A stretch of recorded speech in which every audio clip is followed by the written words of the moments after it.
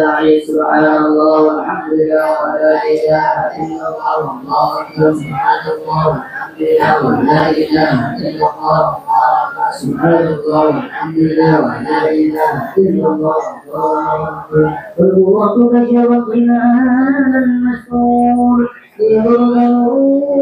صلى الله عليه وسلم كاملا في عالم النور نورا فاق كل نور فالحقنا على من صلى الله عليه النعمة من غواصي الأمة لأنه عند ربه أمة ليس الجلال المسعود شرك كذا في هذا السباق الممدود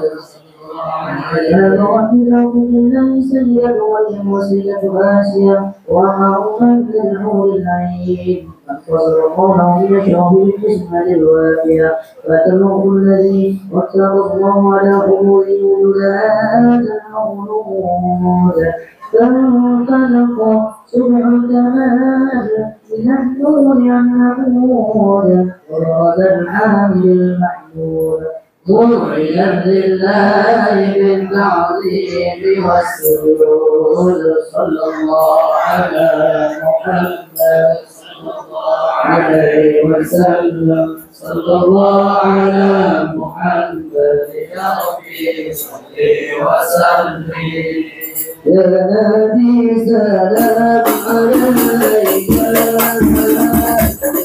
رسول سلام عليك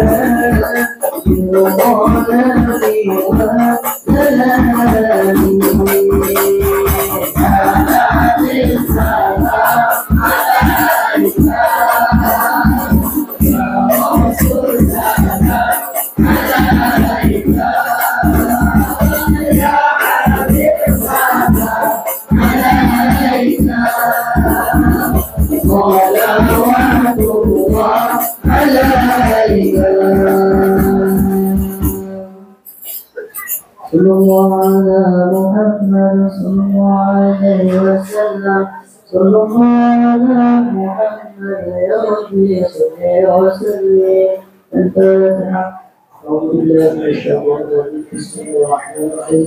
الحمد لله رب العالمين الرحمن الرحيم مالك يوم الدين. إياك نعبد وإياك نستعين. اهدنا الصراط المستقيم صراط الذين أنعمت عليهم غير المغضوب عليهم ولا الضالين. آمين يا رب العالمين. وبالله بسم الله الرحمن الرحيم. الحمد لله رب العالمين والسلام على سيدنا محمد وعلى آله وصحبه أجمعين. اللهم صل على سيدنا محمد وعلى سيدنا محمد رسول الله وصلى المريم واغفر للمسلمين وتقبل توبة التائبين وانشر رحمة على عبادك المؤمنين أجمعين. واغفر شر المعتدين والظالمين وخذ العدل وكافي جميع النواحي والأرض ومنهم بتعيد من عندك وأصلح علينا نتيجة الغيات والكلين والكفر واجعلنا يا رب في الحسن واغفر من جميع البلايا وفي العلم بجنة من الذنوب والخطايا ولنا في العمل وبطاعتك وصدق بخدمتك الخالدين. وإذا توفيتنا فتوفنا مسلمين مؤمنين واخرجنا من تهمش أجمعين. وصل وسلم على هذا الحبيب المحبوب في الأجساد والأرواح والقلوب وعلى آله وصحبه ومن إليه منصور. وآخر دعوانا الحمد لله رب العالمين. تقبل الله منكم.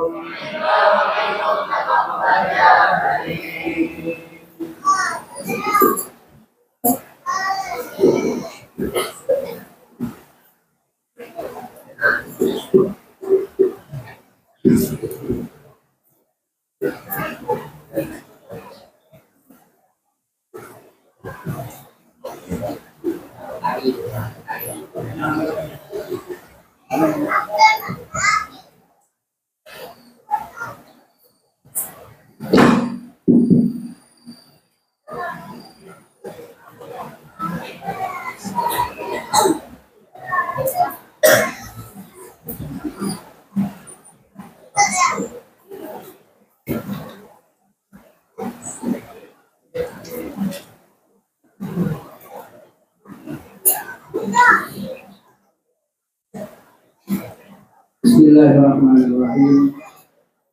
Assalamualaikum warahmatullahi wabarakatuh. Alhamdulillah wassalatu wassalamu ala rasulillah wa ala alihi wa sahbihi wa man wala. La hawla wa la quwwata illa billah. Allah ta'ala fi kitabihil karim.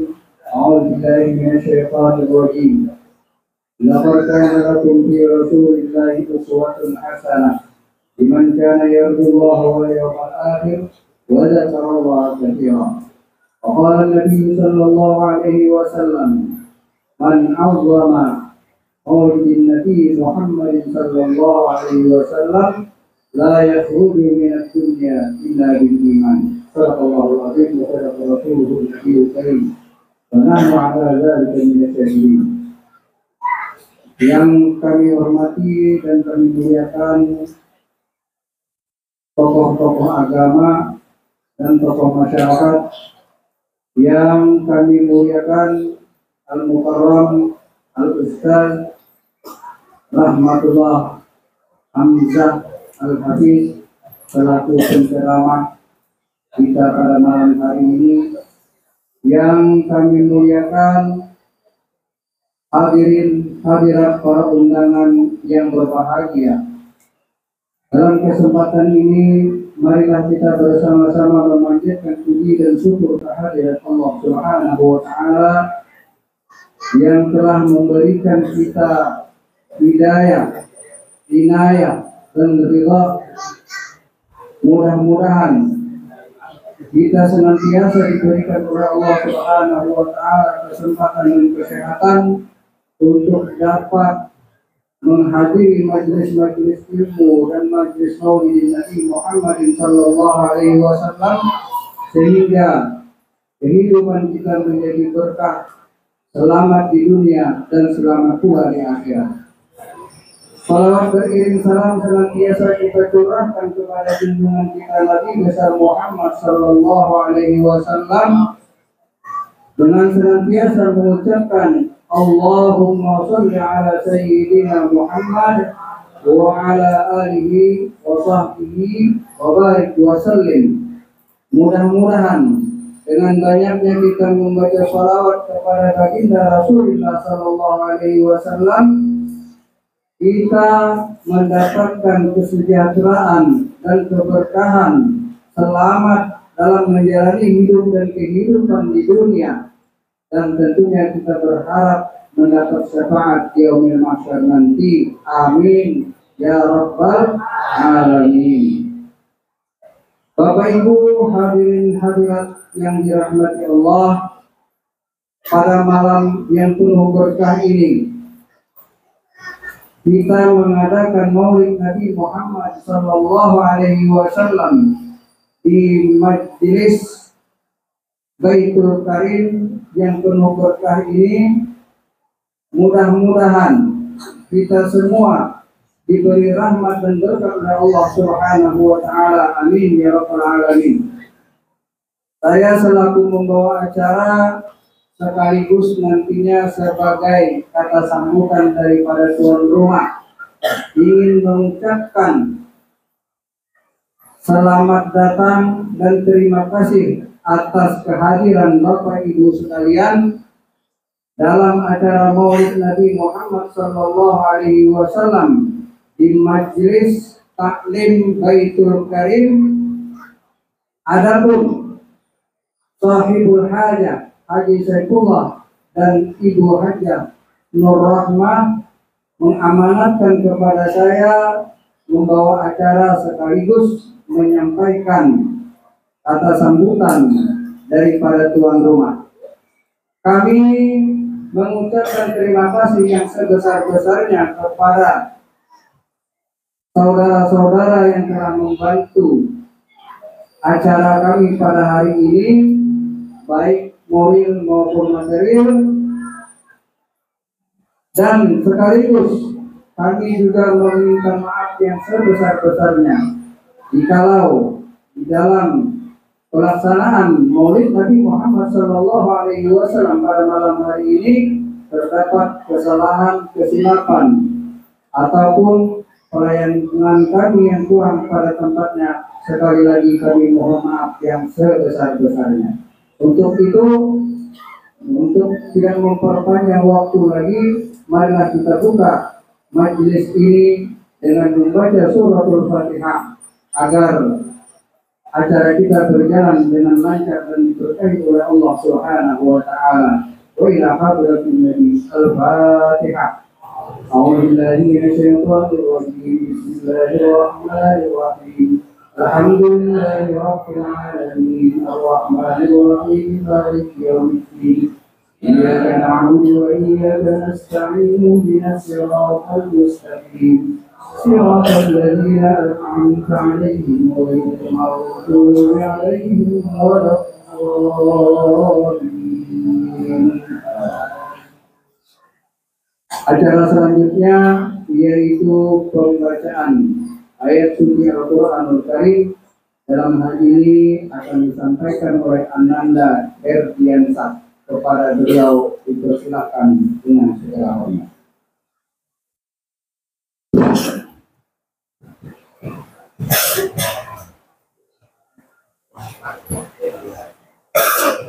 Assalamualaikum warahmatullahi wabarakatuh.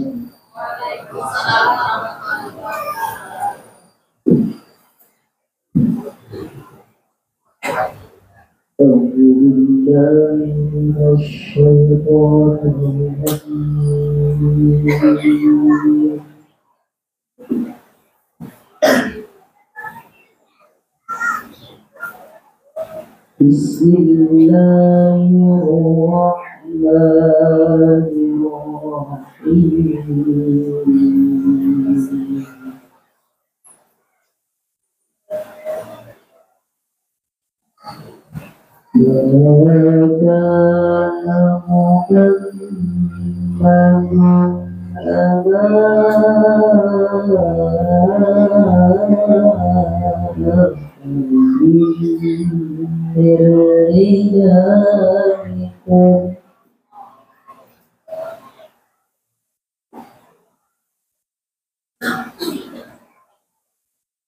وذاكر رسول الله وخاتم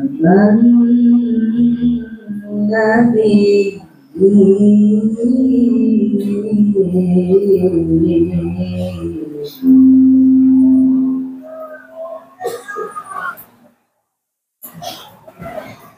وكان الله بكل شيء عليما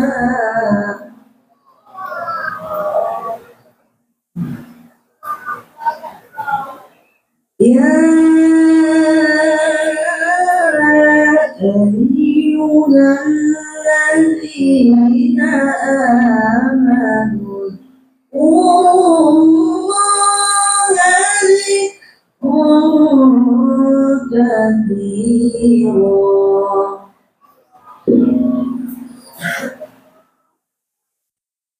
وسبحوه بكرة وأصيلا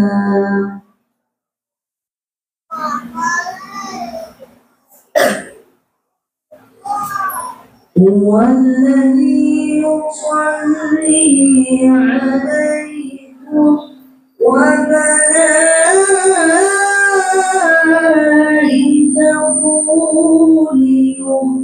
ليخرجكم من الظلمات إلى النور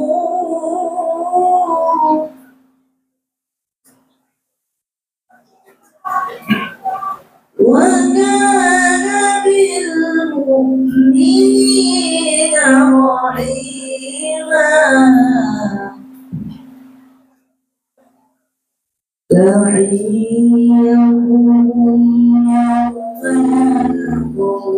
يوم يلقونه سلام وأعد لهم أجرا كريما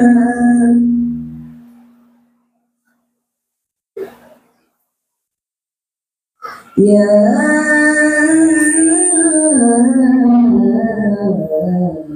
أيها النبي إنا أرسلناك شاهدا إنا أرسلناك شاهدا ومبشرا ونذيرا وداعيا إلى الله بإذنه وسراجا منيرا صدق الله العظيم. السلام عليكم ورحمة الله وبركاته.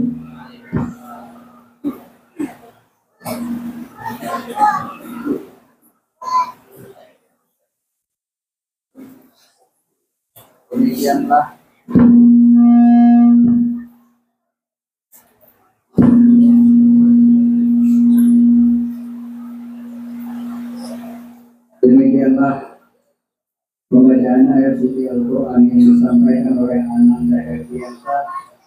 Mudah-mudahan pembaca dan pendengarnya mendapat rahmat dari Allah Subhanahu wa Ta'ala. Amin ya rabbal alamin. Untuk mempersingkat waktu, maka sampailah kita pada acara inti, yaitu uraian Maulid Nabi besar Muhammad Sallallahu Alaihi Wasallam, yang dalam hal ini kami mohon dengan segala hormat kepada Al-Mukarram Al-Ustaz Rahmatullah Hamzah Al-Hafiz. Kepada beliau kami persilahkan dengan segala hormat. Allahumma sholli ala Muhammad.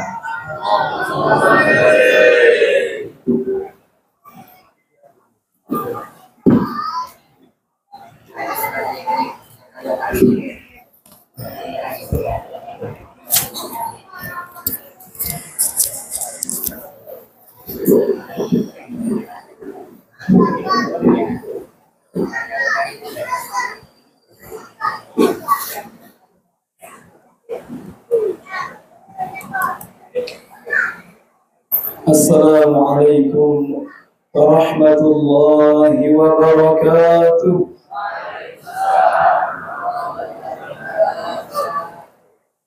Alhamdulillah, alhamdulillahilladzi an'ama 'alaina bi ni'matil iman wal islam. Alhamdulillahilladzi anzala 'alaina al-Qur'an. Alhamdulillahilladzi ja'alana min ummati sayyidil anam. Allahumma salli wa sallim wa barik ala sayyidina Muhammadin al-fatih lima ughliq wal khatim lima sabaq ناصر الحق بالحق والهادي إلى صراطك المستقيم وعلى آله وصحبه حق قدره ومقداره العظيم. قال الله تعالى في كتابه الكريم: أعوذ بالله من الشيطان الرجيم. لقد كان لكم في رسول الله أسوة حسنة لمن كان يرجو الله واليوم الآخر وذكر الله كثيرا. وقال رسول الله صلى الله عليه وسلم: كل أمتي يدخلون الجنة إلا من أبى. قيل: ومن يأبى يا رسول الله؟ قال: من أطاعني دخل الجنة ومن عصاني فقد أبى.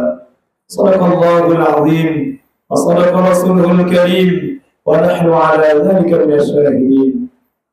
Yang kami muliakan, yang kami ta'zim para alim, para ulama, para tokoh-tokoh agama, tuan-tuan guru, orang tua kami, khusus yang kami muliakan hadir di tengah kita Al-Mukarram Ustaz Muhsin Hafizahullah selaku pimpinan Pondok Ar-Rasyid. Alhamdulillah beliau berkesempatan hadir bersama kita di dalam memperingati Maulid Nabi sallallahu alaihi wasallam di Majelis Ta'lim Baitul Karim. Kemudian tak lupa pula yang kami muliakan dan kami ta'zim bil khusus kepada sahibul bait Ayahanda Haji Saifullah serta Ibunda Hajah Rahmat. Mudah-mudahan segala apa yang diberikan, segala apa yang disiapkan untuk berlangsungnya acara peringatan Maulid ini diterima di sisi Allah Subhanahu wa taala dan dibalas oleh Allah Subhanahu wa taala. Amin ya rabbal alamin. Kemudian para hadirin wal hadirat yang tidak bisa saya sebutkan satu persatu namanya, yang datang ke sini sama-sama dengan niat untuk menampakkan rasa gembira kita atas lahirnya Nabi Muhammad sallallahu alaihi wasallam. Alhamdulillah, banyak-banyak bersyukur kepada Allah. Mudah-mudahan duduknya kita di sini sama-sama berkumpul memperingati Maulid Nabi sallallahu alaihi wasallam menjadikan bukti dan wasilah nanti Rasulullah sallallahu alaihi wasallam memberikan syafaat kepada kita. Amin ya rabbal alamin. Untuk itu mari terlebih dahulu sebelum kita memulai majelis ini bersalawat dan salam kepada Rasulullah sallallahu alaihi wasallam dengan mengucapkan Allahumma shalli ala sayyidina Muhammad wa ala ali sayyidina Muhammad. Para hadirin Bapak Ibu yang dimuliakan Allah, suatu ketika Sayyidatuna Aisyah radhiyallahu anha itu di waktu menjelang subuh, waktu sahar, beliau menjahit pakaian. Tiba-tiba jarum ibrah itu jatuh. Jarum yang beliau gunakan untuk menjahit itu jatuh, sehingga beliau kesusahan mencarinya. Ketika dicari-cari tidak diketemui. Tak lama fadakhala 'alaiha Nabi sallallahu alaihi wasallam, Nabi pun masuk ke ruangan itu. Ketika baginda Rasul sallallahu alaihi wasallam masuk, fadha'al bais fi dawihi. Fadha'al baita fi dhawihi. Maka seketika itu ruangan itu langsung terang benderang. Terang benderang, penuh ruangan itu dengan nurnya Rasulullah sallallahu alaihi wasallam. Akhirnya dengan cahaya Rasul itu Sayyidah Aisyah mampu menemukan jarum yang kecil tadi yang tidak bisa ditemukan sebelum datang Rasul sallallahu alaihi wasallam. Maka Rasul sallallahu alaihi wasallam itu, para hadirin, adalah sosok kekasih Allah, makhluk Allah yang cahayanya di atas cahaya. Makanya baginda Nabi sallallahu alaihi wasallam kalau datang suatu tempat yang gelap, pasti tempat itu akan terang benderang. Kalau kita tidak ada alat penerang, gelap ini, lampu ini, selesai sudah acara. Wabillahi taufiq wal hidayah, selesai. Karena kita butuh alat bantu untuk menerang. Tapi kalau hidup zaman Rasulullah SAW, datang Nabi ke ruangan gelap, langsung terang gitu. Makanya ada ungkapan senandung nasyid atau syair yang menyebutkan bagaimana dahsyatnya nurnya Rasulullah. Kullu baitin anta sakinuhu laysa muhtajan ila suruji. Ya. Kullu baitin anta sakinuhu, setiap tempat rumah yang engkau tempati wahai Rasulullah, laysa muhtajan ila suruji. Tidak perlu alat penerang, itu tidak perlu. Cukup Nabi langsung terang tempat itu. Jadi kalau Nabi datang tidak perlu lagi lampu, itu tidak perlu. Laisa muhtajah, tidak dibutuhkan. Begitulah dahsyatnya Rasul sallallahu alaihi wasallam yang malam ini kita peringati maulidnya. Maka sudah selayaknya Bapak Ibu kita banyak-banyak di bulan ini terutama menambah selawat kita sebanyak-banyaknya. Tingkatkan perbanyak selawat kepada Rasulullah sallallahu alaihi wasallam. Berapa banyaknya selawat? Berapa banyaknya selawat? Orang itu dikatakan banyak selawat, berapa jumlahnya? Para ulama beda-beda. Menurut Imam Abu Talib Al-Makki dalam kitab Qudul Qulub fi Mu'amalatil Mahbub, beliau menyebutkan yang bagi alla yanqusa salatuhu 'ala Nabi sallallahu alaihi wasallam fi kulli yawmin wa lailah min zalazimi'ati salat. Kata Imam Abu Talib Al-Makki, Pak, Bu, hendaknya seorang muslim dikatakan dia banyak berselawat kepada Nabi kalau dalam sehari semalam tidak kurang berselawat kepada Rasulullah sebanyak 300 kali. Kalau kurang 300, ini sedikit nih. Sedikit orang ini selawat dengan Nabi. Ini menurut Imam Abu Talib Al-Makki. Jadi minimal jangan kurang dari 100 dalam setiap hari. Kalau lebih bagus. Tapi kalau kurang 300 berarti ini orang yang sedikit selawat dengan Rasulullah sallallahu alaihi wasallam. Maka ketika Nabi datang menerangi ruangan itu, tersenyumlah Sayyidah Aisyah. Ditanya, apa yang menyebabkan kau senyum wahai Aisyah? Maka Sayyidah Aisyah mengatakan, ma aqwa wajhaka ya Rasulullah. Alangkah bercahayanya wajah Tuhan ya Rasulullah sehingga ruangan ini langsung terang benderang. Aku bisa menemukan itu jarum yang tadi kehilangan. Maka ketika itu baginda Nabi sallallahu alaihi wasallam mengatakan, al-wail ya Aisyah liman la yarani. Celaka betul wahai Aisyah bila mana seorang hamba Allah tidak bisa melihat wajahku. Jadi wajah Nabi yang bercahaya itu dipuji oleh Sayyidah Aisyah. Kata Nabi ditimpali, maka sungguh celaka orang kau tidak bisa melihat wajahku, itu celaka orang itu. Ditanya, man la yaraka, siapa orang yang tidak bisa melihat wajah Tuhan? Maka Nabi mengatakan, al-bakhil, orang pelit. Orang pelit tidak bisa melihat wajahku. Tapi ini Sayyidah Aisyah penasaran, ini pelit apa maksudnya? Wa manil bakhil ya Rasulullah. Siapa pelit yang Tuhan maksud yang nanti tidak bisa melihat wajah Tuhan? Beliau menyebutkan, al-bakhil kullal bakhil, orang yang sebakhil-bakhilnya manusia, yaitu alladzi yadhkuru 'inda husni falam yusalli alayya. Orang yang ketika namaku disebut, dia dengar namaku di dekat dia, namun dia enggan untuk berselawat kepadaku. Itulah orang bakhil, nanti di akhirat tidak bisa melihat wajahku. Mudah-mudahan kita perbanyak selawat kepada Nabi. Sallu ala Nabi Muhammad. Allahumma salli wa sallim wa barik alaihi. Bapak Ibu dimuliakan Allah Subhanahu wa taala. Nabi Muhammad adalah Nabi yang paling sayang dengan umatnya. Nabi tidak memikirkan keluarganya, Nabi tidak memikirkan anak istrinya. Yang paling beliau risaukan itu adalah kita ini umatnya. Nabi SAW dalam riwayat pernah satu ketika itu Nabi mengalami kondisi yang menyulitkan beliau. Apa itu? Pernah ketika itu Nabi selama ada mengatakan 15 hari, ada mengatakan 40 hari. Ketika itu tidak didatangi oleh malaikat Jibril. Biasanya Jibril rajin datang. Tidak ada nabi yang paling banyak didatangi Jibril melebihi Nabi Muhammad SAW. Walaupun nabi-nabi terdahulu juga didatangi. Nabi Adam, Nabi Nuh, Nabi Ibrahim, Nabi Musa, Nabi Isa. Tapi yang paling banyak mendatangi Rasul itu Jibril. Sehingga seakan-akan sudah betul-betul sahabatnya Nabi Muhammad. Maka lama Nabi di saat itu menunggu-nunggu Jibril datang. Sudah sehari, 2 hari, 3 hari, 10 hari, sampai 15 hari. Menurut Imam Muqatil 40 hari. Kata Imam Muqatil dalam tafsir Ma'alimut Tanzil Imam Al-Barawi, 40 hari dan datang Jibril. Tak lama datang. Ketika datang itu Bapak Ibu dinanti-nanti kedatangan Jibril. Sudah betul-betul rindu Nabi dengan Jibril untuk menerima wahyu dari Allah. Maka ketika Jibril datang, di saat yang ketika itu Nabi sudah sangat rindu, turun Jibril membawa satu surah. Itulah surah yang paling menggembirakan kita umat Nabi Muhammad.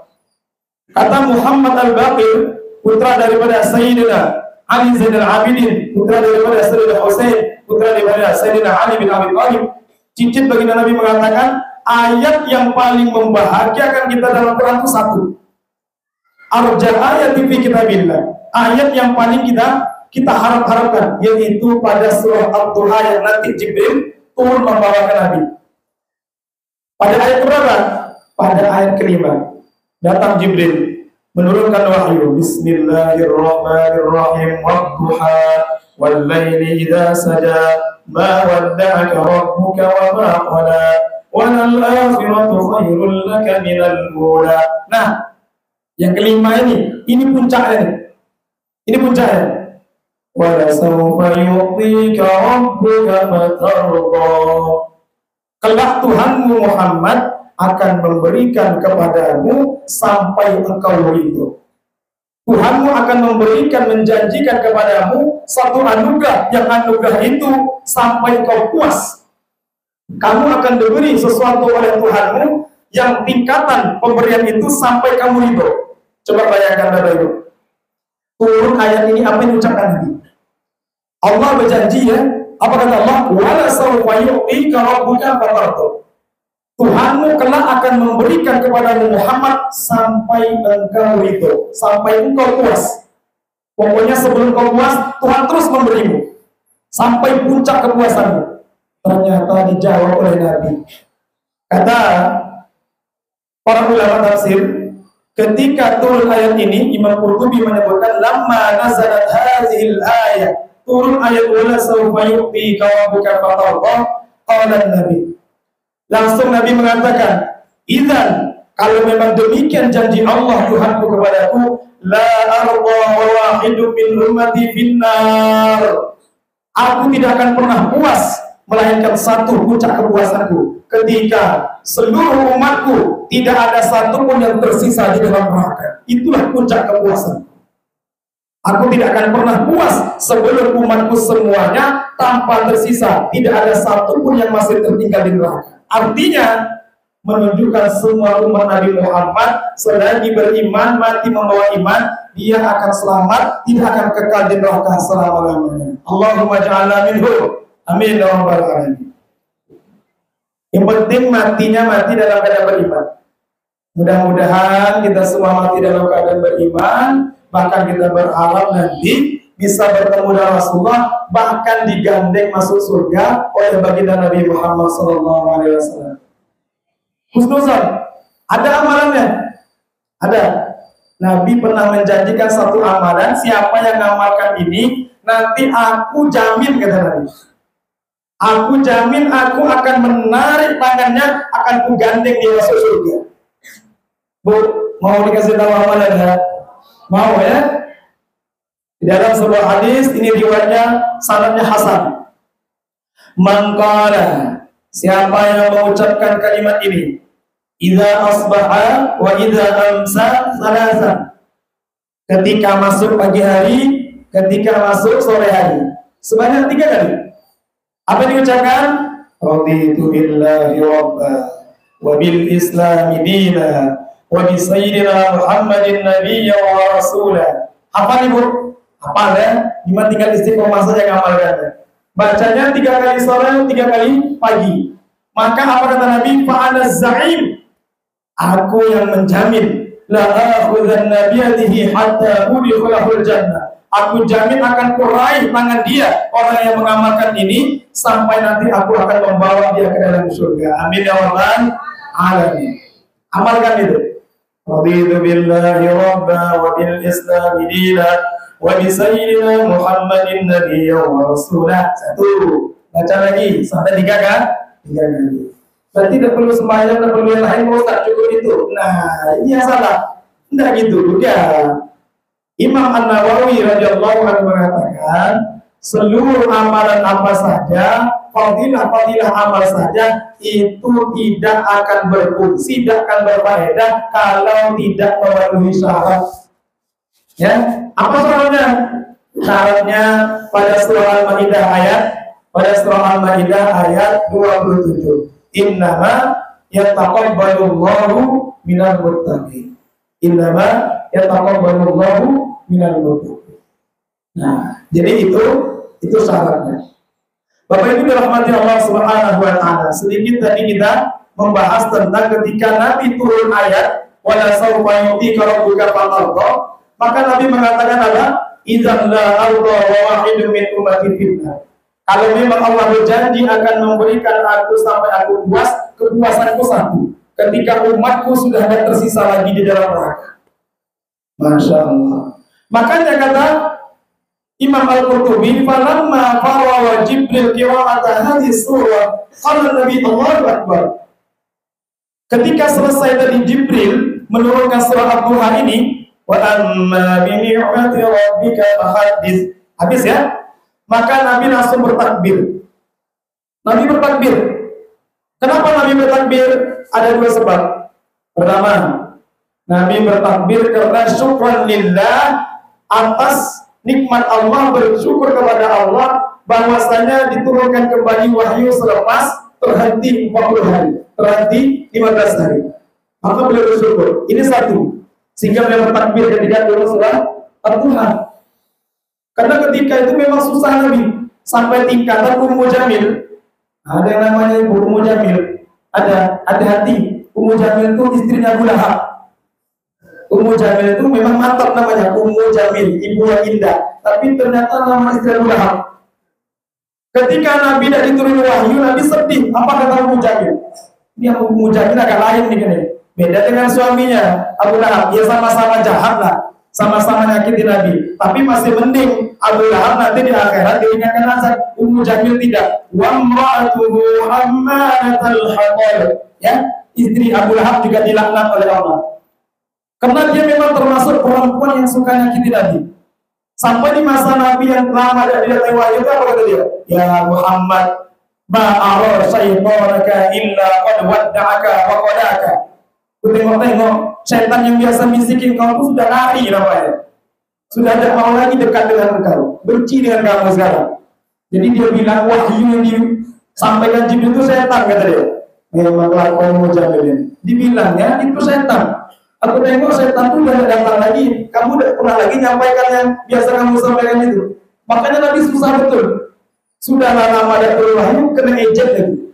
Ya, diolok-olok. Makanya Nabi bersyukur dengan ucap kata.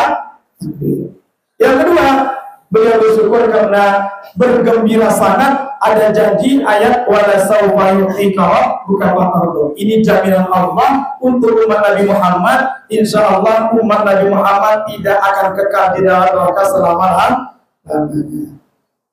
Makanya dalam riwayat di dalam kitab Al-Budur Zahirah fil Qira'atil Ashr Mutawatirah itu sunnah hukumnya ketika sampai surah Ad-Duha hingga akhir kita bertakbir. Makanya tradisi di negara kita itu kalau sampai Ad-Duha kan bertakbir itu. Dah Ustaz, kalau kami la ilaha illallah wallahu akbar, menurut riwayat yang sangat kuat itu tidak pakai la ilaha illallah, itu tambahan para ulama. Yang riwayat yang sampai kepada Imam Al-Bazi, riwayat Ibnu Katsir, Abdullah bin Abbas, itu Nabi cuma bertakbir. Sejak itulah Nabi menyuruh setiap baca Ad-Duha sampai An-Nas, setiap selesai takbir, takbir, takbir. Itu dibaca waktu sembahyang maupun di luar sembahyang. Gimana kalau waktu sembahyang jangan besar-besar. Biasa kan kadang kalau di Mekah itu terawih dulu satu malam satu juz, malam terakhir khatam. Pas Ad-Duha itu takbir seharusnya. Wa amma bi ni'mati rabbika fahaddits. Allahu akbar. Terus bismillahirrahmanirrahim. Alam nashrah sampai selesai. Allahu akbar.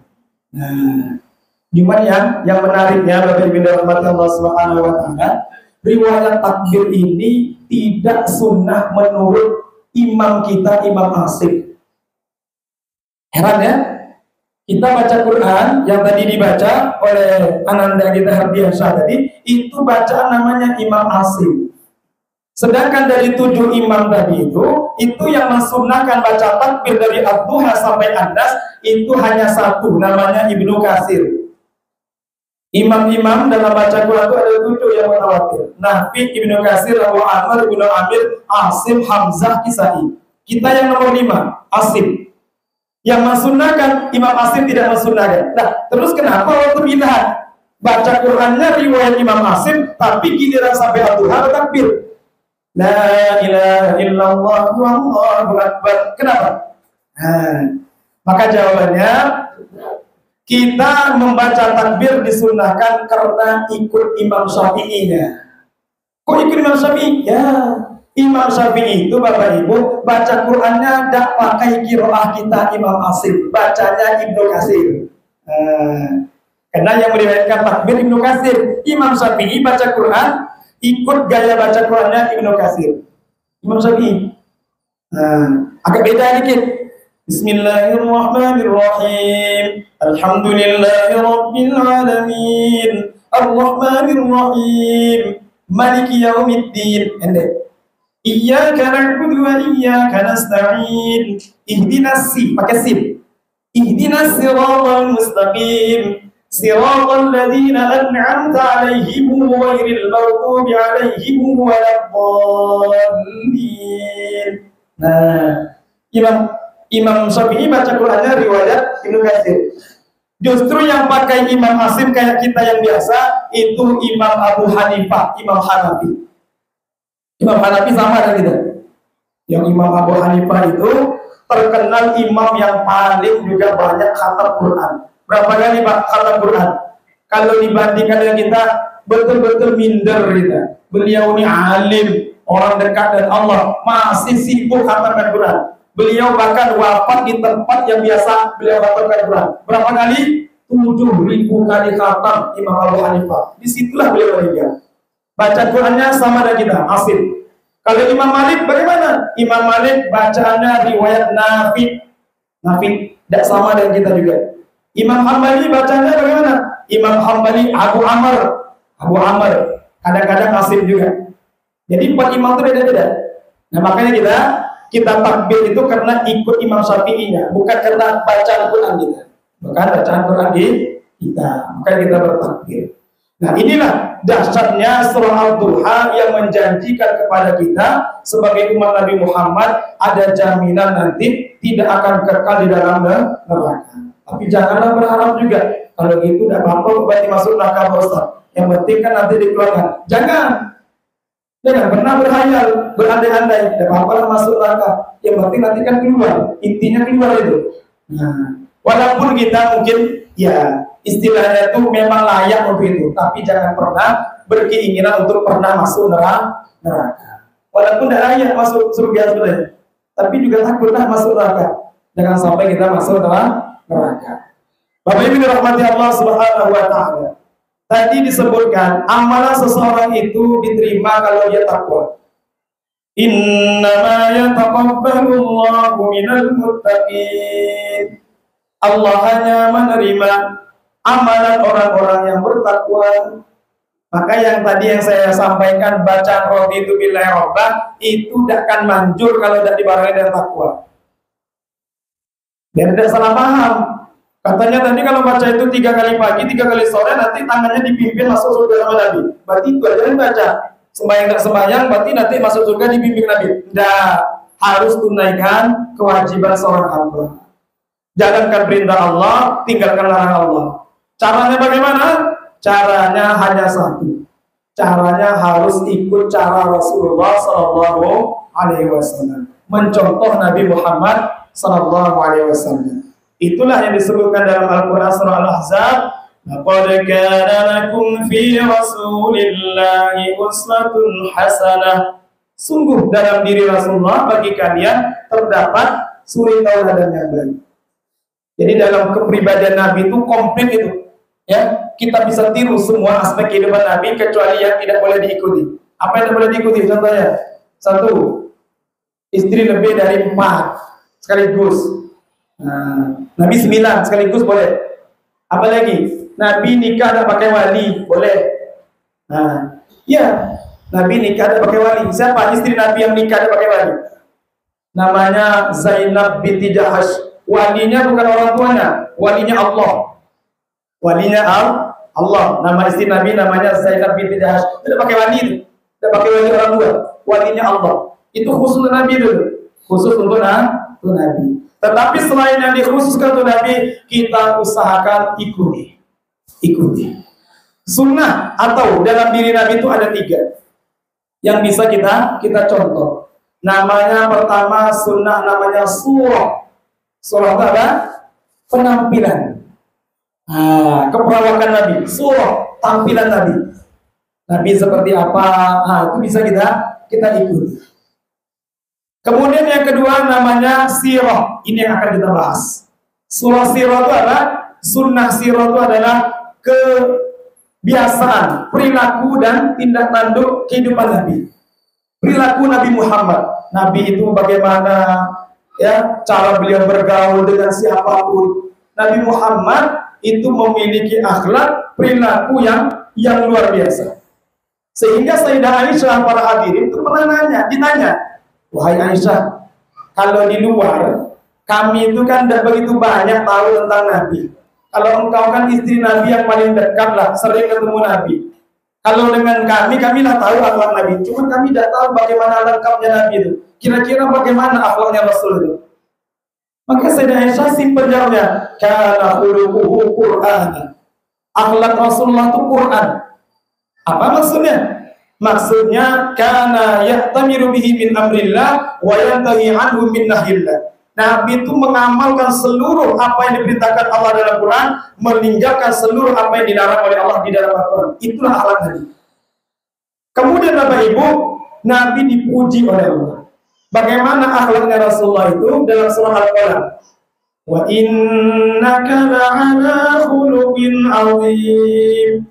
Sungguh engkau Muhammad berada pada akhlak yang azim. Coba perhatikan, itu tidak menggunakan karim tapi azim. Betul? Surah Al-Qalam ayat 5. Wa innaka la'ala khuluqin 'azim. Sungguh engkau Muhammad berada pada akhlak yang agung. Makanya sebagian ulama itu membagi akhlak jadi 3. Berapa? Jadi 3. Dan ini boleh-boleh saja. Puncaknya nanti itulah akhlaknya Rasulullah yang disebutkan dalam Al-Quran. Akhlakul azim. Akhlak tingkatan yang paling rendah namanya akhlakul hasanah. Akhlakul hasanah itu seperti apa contohnya? Dia kalau orang baik dia baik. Tapi kalau orang jahat dia balas. Nah itu sangat hasanah itu. Berarti boleh balas Pak Ustaz? Boleh. Siapa bilang nggak boleh balas? Kalau ada orang nyakiti kita, kita balas boleh. Ini nas dalam Quran surah An-Nahl ayat 126.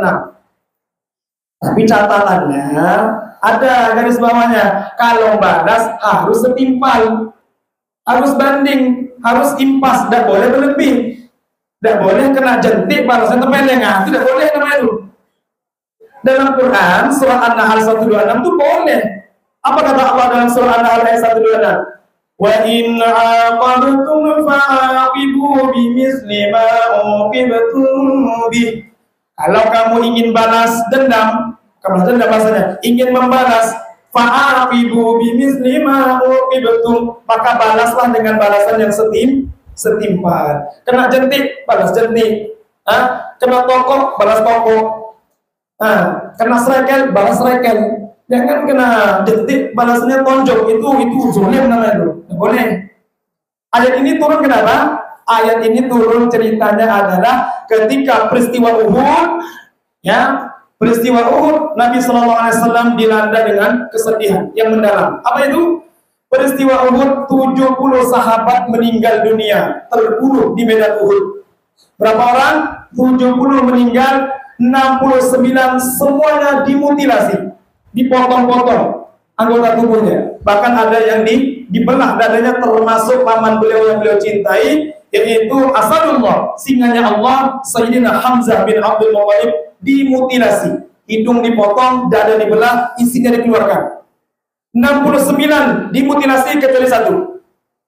Kenapa? Yang satu nih istimewa betul ya? Bukan istimewa. Orang kafir tidak memutilasi dia, namanya Hanzalah bin Rahib. Hanzalah ini anaknya Rahib. Rahib kebetulan kawannya orang kafir.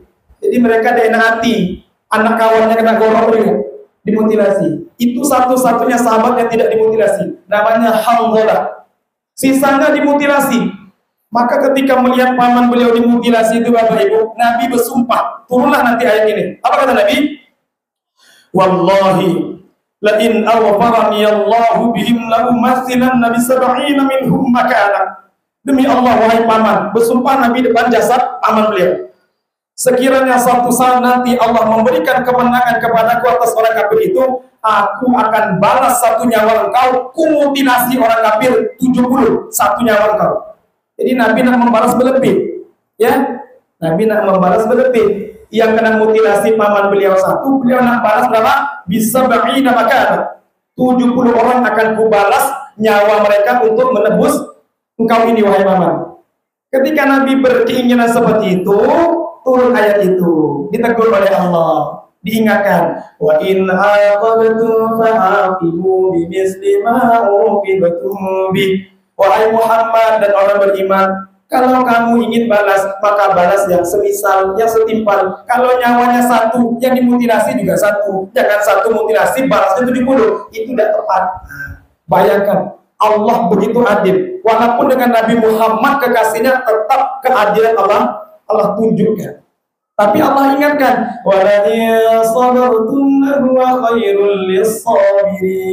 tapi kalau kau bersabar saja Muhammad, itu lebih baik. Tidak usah dimutilasi.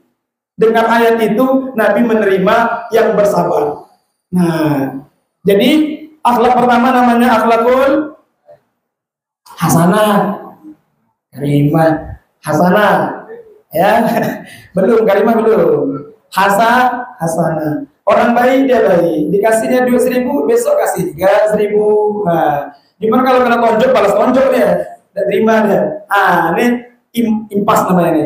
Ini paling rendah ini. Ini lumayan daripada orang baik dia malah jahat, atau orang tidak ada ngapa-ngapain dia malah nyakiti. Ini jahat namanya, akhlak tercela.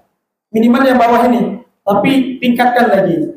Inilah yang dimaksud di antara tujuan diutusnya Rasulullah. Innama bu'itsu liutammima makarimal akhlak. Aku diutus Allah untuk menyempurnakan akhlak terpuji, akhlak yang mulia. Berikutnya akhlak yang kedua, inilah namanya akhlakul karimah. Bagaimana contohnya akhlakul karimah? Akhlakul karimah itu adalah orang berbuat baik kepada dia akan membalas jauh lebih baik daripada orang itu. Dikasih duit 1.000, dia balas 100.000. Ini akhlakul karimah namanya. Yang kemudian kalau ada orang jahat dengan dia tidak mau balas, dia lebih mudah memaafkan. Dia tidak mau balas, dimaafkan. Kalau ada orang minta maaf, dimaafkan. Ini akhlakul karimah. Dalilnya dalam surah Al-Maidah. Wa katabna 'alaihim fiha anna an-nafsa bin-nafsi wal 'ayna bil-'ayni wal anfa bil-anfi wal udhuna bil-udhun was-sinna bis-sin wal juruha qisas faman tasaddaqa bihi fa huwa kafaratul lah. Sebenarnya boleh, kata Allah, jiwa melayang, balasnya jiwa. Kena bunuh, balas bunuh. Itu sebenarnya dalam hukum agama. Kemudian apa lagi? kena putus hidungnya, kena tebas, balas tebas hidung. Kena tonjok, rampal giginya, wasinna bisin, gigi balas gigi. Nah, gigi balas gigi. Tapi kalau udah mau balas gigi dapat juga dendanya. Berapa? Kalau dalam hukum Islam bukan 5 juta, 5 onta. Banyak. Kalau kita kan enggak, kena tonjok 5 juta kalau udah knockdown. Nah, kalau agama 1 gigi itu lepas kena tonjok 5 onta jatahnya. Nah, tapi kalau di awal 100 onta. Kalau udah mau balas 100 onta. Tapi kata Allah, "Faman tasaddaqa bihi fa kafaratul lah." Siapa yang tidak mau balas, dia ditebus akan menjadikan itu semua sebagai penghapus dosa dia. Nah, ini akhlakul karimah. Dia tidak mau balas, tidak mau balas. Artinya dia memaafkan. Tapi ada level yang lebih tinggi. Inilah yang disebutkan tadi dalam Al-Quran surah Al-Qalam ayat 5. Akhlak yang paling tinggi namanya akhlakul azimah. Akhlakul azimah itulah yang disebutkan dalam Al-Quran surah Fussilat, idfa' billati hiya ahsan fa idzal ladzi bainaka wa bainahu adawatun ka'annahu waliyyun hamim. Ka'annahu waliyyun hamim. Wahai Muhammad, kata Allah, balaslah keburukan orang kepadamu dengan cara yang lebih baik. Jadi kalau yang akhlakul azimah ini levelnya orang jahat dibalasnya baik. Ini yang paling sulit ini nih.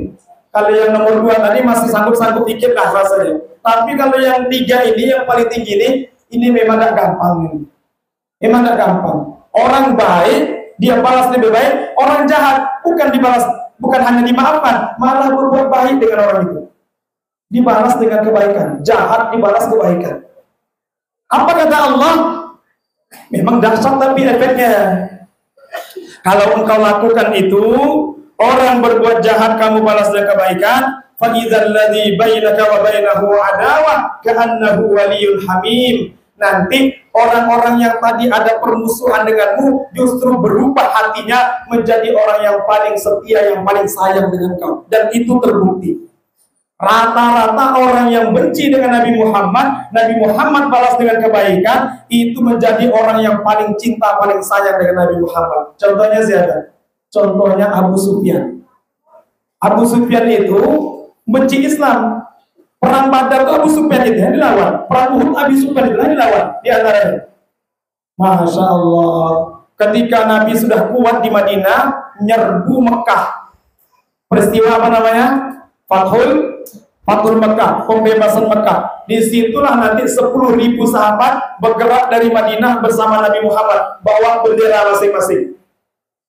Nak nyerang kota Mekah, bukan menghancurkan Ka'bah, nak memurnikan, nak membersih kota Mekah dari kesyirikan. Karena di sekitar keliling Ka'bah itu ada ratusan berhala yang masih tersisa di situ. Maka Nabi datang dan dibersihkan semua itu. Ketika mendengar Nabi dari Madinah mau datang ke Mekah, ingin menyerbu Mekah, Abu Sufyan sudah ketakutan. Karena mikir, ini orang Islam sudah kuat. Kalau dulu dikit, ada usir-usir dia lari. Sekarang 10.000 jumlahnya. Masya Allah. Ketika Nabi belum sampai, ada sahabat bilang gini, al-yawmu yawmul malhamah, al-yawmu yawmul malhamah. Ini hari adalah hari pertumpahan darah, hari pembalasan. Dulu kita diusir dari Mekah, ini gantian, mereka akan kita pasti. Ketakutan Abu Sufyan. Aduh, mampus tadi, kata Abu Sufyan. Cepat-cepat datang ke Nabi, minta maaf. Minta maaf. Bagaimana respon Nabi? Nabi yang luar biasa akhlaknya. Kalau mengenang masa lalu, istilahnya, tidak akan mau Nabi memaafkan. Inilah orang yang pernah menjadi sebab terbunuhnya Sayyidina Hamzah paman beliau. Inilah yang orang-orang yang memerangi sahabat-sahabat Nabi, gugur di medan peperangan. Nyakiti Nabi, caci Nabi. Abu Sufyan itu. Tapi Nabi menampakkan akhlak yang diperintahkan Allah, balaslah keburukan dengan kebaikan. Akhirnya apa? Nabi justru mengatakan, tenang, ini bukan hari pertumpahan darah. Al-yawmu yawmul marhamah. Ini hari kasih sayang. Jadi Nabi seperti itu. Mendengar itu agak tentram Abu Sufyan. Maka ketika itu supaya menguatkan hati Abu Sufyan, dia disuruh bersyahadat. Bersyahadat Abu Sufyan, beriman dia, baru ada jaminan dari Nabi. Kata Nabi, Siapa yang masuk rumah Abu Sufyan, aku jamin aman dia. Jadi orang-orang Mekah yang ketika itu ketakutan mau dihantam sama orang Madinah, sahabat-sahabat yang dulu diusir, itu dikasih jaminan sama Nabi. Siapa yang masuk masjid aman, siapa yang masuk ke dalam rumah Abu Sufyan aman, dia tidak akan disakiti. Tapi ada sahabat yang tidak mau. Contohnya siapa? Contohnya Ikrimah bin Abu Jahal, kabur dia. Kabur. Daripada masuk Islam, nyerah, mending kabur. Akhirnya Ikrimah kabur. Tapi apalah daya, istrinya yang dulu ternyata sudah masuk Islam. Jadi memang perempuan ini kalau dia dapat hidayah, bisa jadi penyebab hidayah kaum laki-laki. Perempuan itu kalau soleha, kalau dia beriman, itu bisa menjadi penyebab kebaikan yang sangat banyak. Ikrimah ini di antara sebab masuk Islam karena dorongan istrinya. Anak Abu Jahal, Allahu Akbar. Bayangkan, tidak ada manusia yang paling bengis, yang paling kejam melebihi Abu Jahal. Abu Jahal sampai disebut oleh Nabi, Abu Jahal Fir'aunu hadhil ummah. Fir'aunnya umat ini. Kalau dulu zaman Nabi Musa ada namanya Fir'aun yang sering diulang dalam Quran, betul ya? Kalau zaman Nabi Muhammad ada juga Fir'aun, tapi namanya Abu Jahal. Abu Jahal apa artinya? Apa artinya Abu Jahal? Bapak bodoh ya. Kenapa dia bodoh? Padahal dia sebelumnya Abul Hakam, bapak yang bijaksana namanya. Itu bukan Nabi yang ngasihnya nama Abu Jahal itu, paman dia sendiri, namanya Walid bin Mughirah. Kenapa kok dari Abul Hakam jadi Abu Jahal? Karena kelakuan dia lah bukan manusia lagi. Ada seorang wanita, ini mantannya emak-emak itu di situ. Di dalam Islam para hadirin, ternyata rekor pertama yang meninggal dunia syahid di jalan Allah bukan kaum bapak-bapak, kaum emak-emak. Namanya siapa? Sumayyah. Sumayyah ini ibunda siapa? Sayyidina Ammar bin Yasir. Mereka ini keluarga miskin, budak. Ketika itu masuk Islam di awal-awal, Abu Jahal maksa untuk murtad. Yasir dibunuh depan matanya anaknya Ammar. Sumayyah dipaksa murtad, tidak mau murtad. Awalnya Yasir belum mati, belum dibunuh. Yang dibunuh dulu adalah Sumayyah. Sumayyah itu dibunuh oleh Abu Jahal. Bagaimana caranya? Ditombak kemaluannya tembus ke lehernya. Itu kelakuan Abu Jahal. Maka nengok keponakannya kayak gitu, kata Walid, ini bukan orang bijaksana lagi, kok begitu kejam dia? Udah gak ada rasa kemanusiaannya lagi. Maka berubah namanya Abu Jahal, dilakop sama paman dia, Walid bin Mughirah. Karena Walid ini adik-beradik dengan siapa? Adik-beradik dengan Hisham. Hisham itu siapa? Itulah abahnya Abu Jahal. Nama Abu Jahal itu Ammar bin Hisham. Hisham adik-beradik dengan Walid. Ayah mereka Mughirah. Jadi Mughirah itu datunya Abu Jahal. Datunya Abu Jahal. Ternyata hidayah datang, tidak ada yang bisa menolak. Ikrimah di waktu Fathul Mekah justru dia beriman kepada Nabi. Jadi kita tidak boleh ponis orang.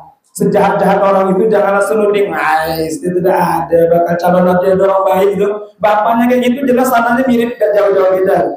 Jadi istilah pepatah buah tidak jauh dari jatuh dari pohonnya itu kadang ada juga kecualinya.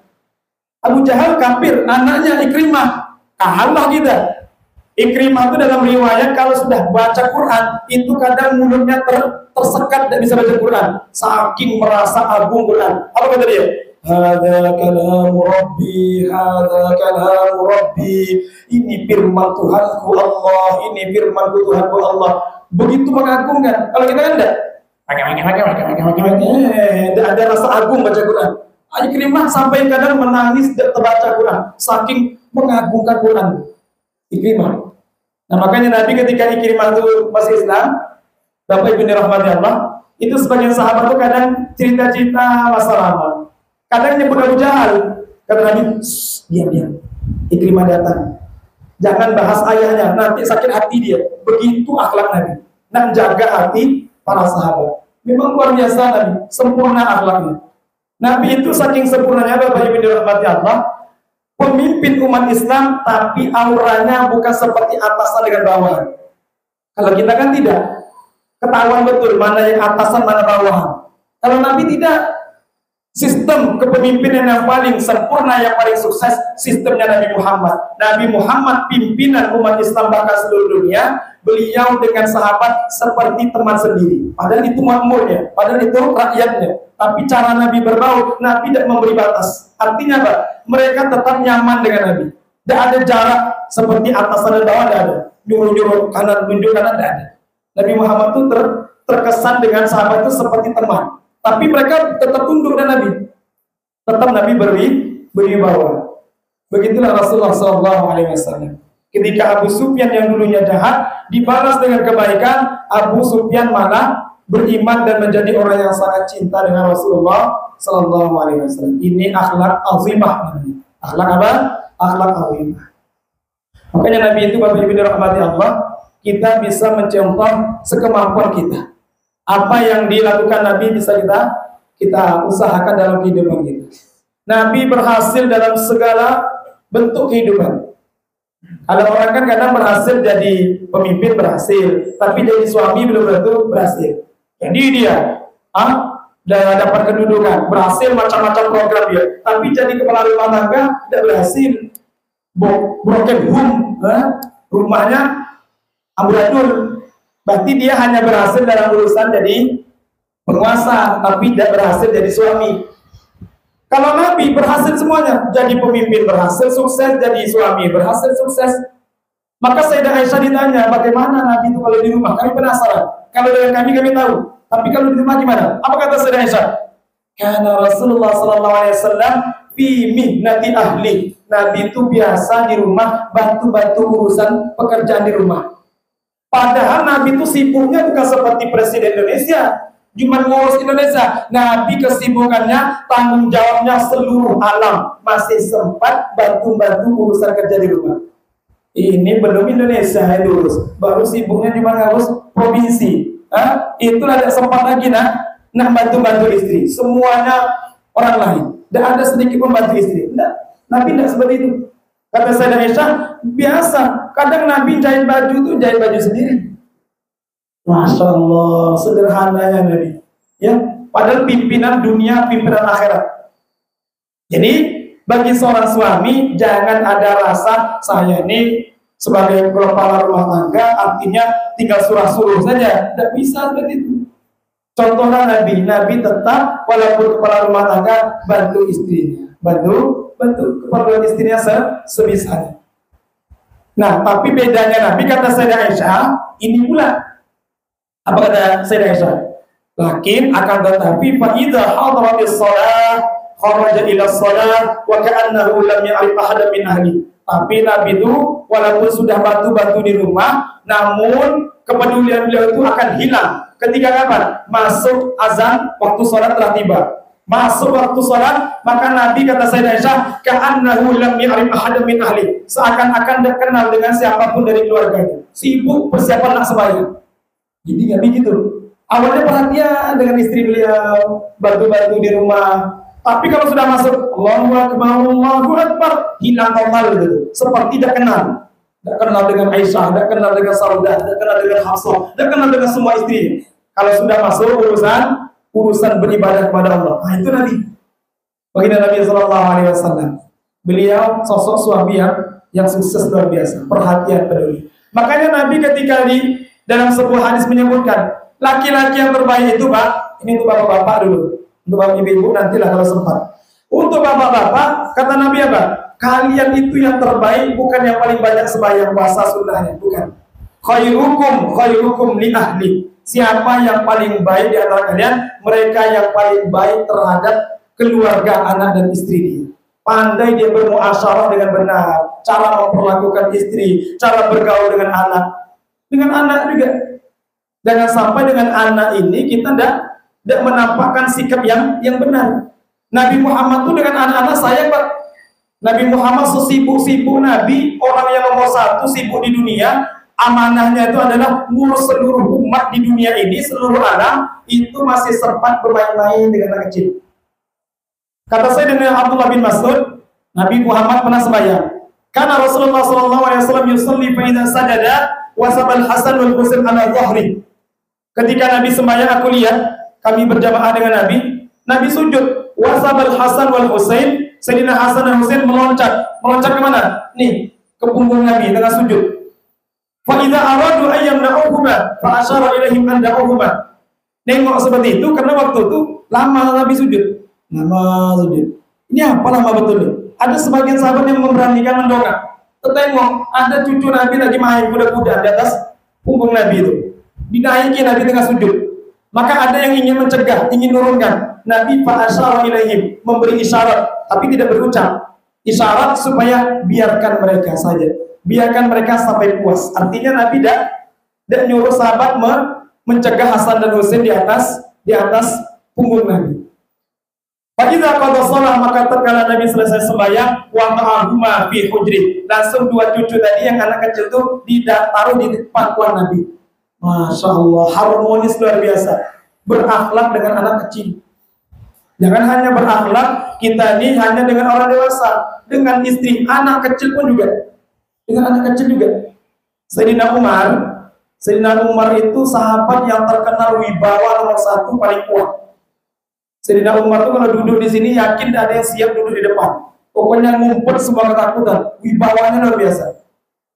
Sampai dalam riwayat guru saya Habib Qayyim Al-Khirri menyebutkan kewibawaan Umar itu tingkatannya nas dari Nabi. Wahai Umar, wibawa engkau ini kalau berpapasan dengan setan pun minggat dari ketakutan. Bayangkan wibawanya gimana tuh? Setan takut dan berpapasan dengan Umar gitu. Kalau kita enggak, kebalik, kita yang takut setan. Nah, kalau Umar enggak, setan yang takut dengan Nabi. Bayangkan, dengan Umar. Maka kata guru saya, kalau dulu ada wanita yang lagi hamil, kok tidak ada ketemu Sayyidina Umar, bisa otomatis lahir ke tempat. Saking tidak kuat wibawanya, ketakutan, getar. Wibawanya memang luar biasa. Sayyidina Umar. Sehingga banyak sahabat itu tidak berani, yang laki-laki pun tidak berani ngomong. Maka adanya saya ini, Umar, yang lunaklah dikit gitu. Jangan terlalu sangar seperti itu. Nanti banyak sahabat tidak berani ngeluh, tidak berani ngadukan permasalahan mereka. Sampai tingkatan seperti itu. Tapi Pak Bu, Sayyidina Umar dalam urusan bermuasyarah, bergaul dengan anak kecil, dalam satu riwayat. Ini ada sebuah kisah, kalau tidak salah dalam kitab Ihya Ulumuddin, ada pegawainya Umar itu datang. Pegawai Sayyidina Umar datang, ketok pintu. Assalamualaikum. Salam. Buka pintu. Wa kana Umar mustalqiyan ala dhahri wa auladuhu yaqfizuna ala batni. Ternyata Umar dalam rumahnya, Pak, ketika dilihat oleh pegawainya itu Umar lagi baring telentang gitu. Baring telentang di ruang tamu, wa auladuhu, dan anak-anak Sayyidina Umar melompat-lompat di atas perutnya Umar. Melompat-lompat, maka si pegawai tadi agak terkejut. Fata'ajjaba mimma ra'a wa astankara. Dia terkejut dan menganggap, masa Umar kayak gini, ini salah pandang kayak ini. Umar biasanya wibawanya luar biasa kok di luar. Kok di rumah kayak anak-anak gitu, main dengan anak kecil. Maka Umar nengok dia heran, kenapa? Kenapa kamu heran? Ya heran saja, kok sekelas tuan anak kecil loncat-loncat di atas perut tuan gitu. Bayi-bayi ini. Wah, kaifa tasna'u bi ahli? Lah, emangnya kamu gimana di rumah? Kata Umar. Oh, kalau aku itu fa idza dakhaltul bait sakatan natik. Kalau aku masuk rumah seketika hening, yang bicara langsung diam. Anak istriku tidak ada yang berani ngomong, saking takut dengan aku. Oh gitu kamu, iktazil. Kamu saya pecat. Saya pecat, kata Sayyidina. Tidak cocok jadi pemimpin ini. Kalau kamu tidak bisa berkasih sayang dengan anak istrimu, bagaimana bisa kamu berkasih sayang dengan umat Nabi Muhammad yang kamu urus? Dah, tak pecat. Tidak cocok ini. Wah gitu Sayyidina Umar. Ya. Jadi kadang orang, dia baiknya itu depan orang, pas di rumah jadi lain jadi harimau. Benar Bu? Enggak lah ya, rahasia negara itu tidak usah diungkapkan. Nah, maka kata Sayyidina Umar, begini sikap seorang laki-laki. Yang bagi lirrajuli fi baitihi ayyakuna kasibyan wa fi khurujihi kana rajulan. Laki-laki itu ini untuk kita bapak-bapak.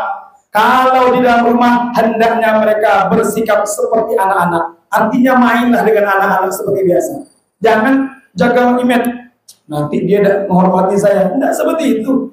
Tidak seperti itu. Tetap berbaur, main-main dengan mereka. Umar saja masih main dengan anak-anak. Tapi kata Sayyidina Umar, kalau sudah di luar rumah baru karena rajulan, laki-laki sejati. dibawa. Jangan di rumah cengengesan, di luar cengengesan juga, itu tidak jadi itu. Dia di rumah yang seperti anak-anak, artinya tetap seperti anak-anak. Ya, kalau dia mau ya main kuda-kudaan, itu main kuda-kudaan gitu. Nah, ya ayun gitu. Jangan dibiarkan. Berbuat baik membahagiakan anak kecil. Ini saya ingat guru sekumpul kalau ada salah pernah nyampaikan itu. Wali termasuk yang dikatakan wali itu kan orang yang bersih dari dosa. Artinya dia tidak banyak dosa. Apalagi anak kecil. Anak kecil itu wali itu. Tidak banyak dosa. Bahkan ada dosa karena belum ada hukum taklid. Kalau kita ini kan tidak berumur dengan dosa. Justru yang punya kedudukan istimewa di Allah itu anak kecil itu yang belum balik itu. Apalagi masih kecil-kecil itu. Nah, makanya kata beliau, kalau ada anak kecil di rumah, kok dia sakit, biasanya kan sakit sebagai penggugur dosa. Sakit itu sebagai tegur Allah. Kok anak sakit? Itu bukan karena dosa dia, sebab efek dosa orang tua dia. Ada seorang namanya Abu Bilal. Abu Bilal ini bertanya kepada Amar. Kata Abu Bilal kepada Amar, aku ini buta sejak kecil. Aku ingin pertanyakan bagaimana dengan ayat Allah, wa ma asabakum min musibatin fa bima kasabat aydikum. Musibah apapun yang menimpa engkau itu sebab perbuatanmu. Sebab siapa? Perbuatan kita. Apapun yang datang kepada kita, Pak, Bu, yang menyusahkan kita, jangan salahkan kanan kiri, salahkan kita, introspeksi. Jangan-jangan ada dosa yang tanpa kita sadar kita lakukan. Maka ayat itu dalam surah Asy-Syura itu ditanya oleh Abu Bilal, bagaimana dengan saya? Saya dari kecil sudah diberikan oleh Allah hukuman, bukan hukuman, musibah, saya buta dari kecil. Padahal saya tidak pernah berdosa pada Allah. Kenapa saya buta dari kecil, kata Abu Bilal. Maka Amr mengatakan, itu bizunubi waladika. Kamu dihukum seperti itu sebab efek dosa orang tuamu. Masya Allah. Jadi seperti itu. Hati-hati. Jadi ternyata efek ke anak itu ada pengaruh dosa orang tua itu. Mereka itu bersih, tidak akan dihukum oleh Allah. Dosa itulah yang menyebabkan kita banyak masalah. Pening kepala, pusing, hidup galau. Itu banyak dosa. Kena dosa, ya, bertumpus lumus susah menjalani hidup. Itu jangan salahkan kanan kiri, Bang. Itu jangan-jangan ada dosa kita yang belum kita istighfar, yang belum kita tobat. Dan jangan dikira dosa itu harus spontan seketika itu balasannya. Kata para ulama, kalau tidak salah Muhammad bin Munkadir mengatakan, kamu jangan tertipu ketika melakukan dosa belum muncul efeknya saat itu. Ketahuilah, terkadang dosa itu efeknya bisa kamu rasakan selepas arba'ina sana, selepas 40 tahun baru kamu rasakan. Terkadang ada dosa yang efeknya itu 40 tahun yang lalu kita kerjakan, sekarang baru kita rasakan. Makanya jangan, saya dosa apa ya, kok masalah saya banyak betul. Mungkin udah lupa, dulu pernah ya 20 tahun yang silam kamu melakukan maksiat yang kamu tidak istighfar pada Allah, dan itu sekarang kamu dihukum oleh Allah. Maka banyak-banyak istighfar pada Allah. Kan makanya ada doa, Allahumma fili ma qaddamtu wa ma akhartu wa ma asrartu wa ma akhfaytu wa ma a'lantu, terus wa ma anta a'lamu bihi minni, dan aku minta ampun pada Engkau ya Allah dosa yang anta a'lamu bihi minni, dosa yang Engkau lebih tahu, aku udah tahu aku itu pernah berbuat dosa. Makanya jangan anggap dosa itu adalah sebab yang lain-lain, tapi pengaruh dalam kehidupan kita itu adalah karena perbuatan kita sendiri. Nah, anak kecil itu bersih, kok dia ditimpa musibah? Itu mungkin karena kelakuan orang tua dia yang tidak hati-hati. Maka Bapak Ibu dirahmati Allah, bermuasyarah dengan anak kecil. Ada laki-laki datang pada Nabi, ya Rasulullah, inni aznabtu zamban fatahhirni. Aku telah berdosa, bermaksiat. Sekarang aku minta Engkau sucikan aku. Jadi enak kalau zaman Nabi, Bu. Pak, zaman Nabi Muhammad seketika berbuat dosa langsung tahu dosa itu sudah dihapus atau tidak. Kalau kita kan tidak tahu. Kita berdosa istighfar, siapa yang jamin sudah diterima istighfar itu? Kalau zaman Nabi tidak, sahabat kalau berdosa langsung datang Nabi. Ya Rasulullah, aku barusan melakukan dosa. Saya minta bersihkan dosa saya. Nabi langsung menangani. Karena Nabi langsung dapat wahyu. Maka ditanya oleh Nabi, kamu dosa itu apa yang kamu lakukan? Wa manusia dosa apa yang kamu lakukan? Kata dia, ya Rasulullah, astahyi min an aqula. Aku malu untuk mengucapkannya, malu aku kalau aku kasih tahu. Apa kata Nabi? Atastahyi minni an tukhbirani bi dzambika wa lam tastahyi min Allah wa huwa yarab. fakhul indi hatta la tazilan naru alaina. Kamu malu menceritakan dosamu kepadaku sementara kamu tidak malu kepada Allah ketika kamu bermaksiat padahal Dia menyaksikan engkau. Pergi dari sini, kata Nabi. Jangan sampai gara-gara engkau ini nanti sial dosamu akan mendatangkan azab Allah, api turun dari langit menimpa kami. Keluar. Maka keluar laki-laki itu nangis karena diusir sama Nabi. Nangis dia, datang Jibril, baca Jibril. Datang malaikat Jibril, ya Muhammad, lima yasta al-asi. Kenapa engkau membuat sedih, membuat berputus asa pelaku maksiat itu?